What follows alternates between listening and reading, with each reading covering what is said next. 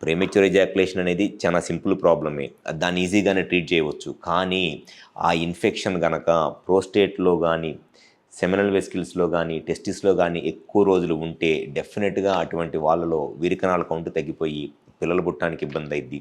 Infection గనక మగవాళ్ళ నుంచి ఆడవాళ్ళకి గనక స్ప్రెడ్ అయితే ఆడవాళ్ళలో వెజనల్ ఇన్ఫెక్షన్ వస్తది. గర్భసంచికి ఇన్ఫెక్షన్ వస్తది. ఈ ట్యూబ్స్‌కి ఇన్ఫెక్షన్ వస్తది. పెల్విక్ ఇన్‌ఫ్లమేటరీ డిసీజ్ అంటారు. ఆ పెల్విక్ ఇన్‌ఫ్లమేటరీ డిసీజ్ రావడానికి చాలా ఎక్కువ అవకాశాలుంటాయి ఆడవాళ్ళలో.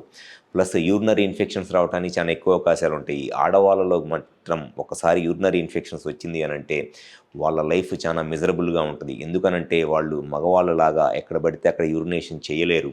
అండ్ దాంతో పాటు యూరిన్ పోసుకున్న ప్రతిసారి మిగిలిపోయినట్లు అనిపిస్తా ఉంటది. బర్నింగ్ సెన్సేషన్స్ ఉంటాయి. యూరిన్ పోసుకున్న తర్వాత మళ్ళీ ఇమ్మీడియేట్‌గా యూరిన్ పోసుకోవాలనిపిస్తా ఉంటది. సో, ఇటువంటి ప్రాబ్లమ్స్ అన్నీ రావటానికి ఒక మెయిన్ రీజన్ మగవాళ్ళు మల్టిపుల్ సెక్షువల్ పార్ట్నర్స్ ఎక్కువ మందితో ఆడవాళ్ళతో సెక్షువల్‌గా కలవటము అండ్ ప్రొటెక్షన్ ఏమీ లేకపోవటము. సో, ఎవరైతే ఇటువంటి హ్యాబిట్ ఉందో మీకోసం కాకపోయినా మీ పార్ట్నర్ కోసమైనా సరే మీ అలవాట్లని మార్చుకోవాలి.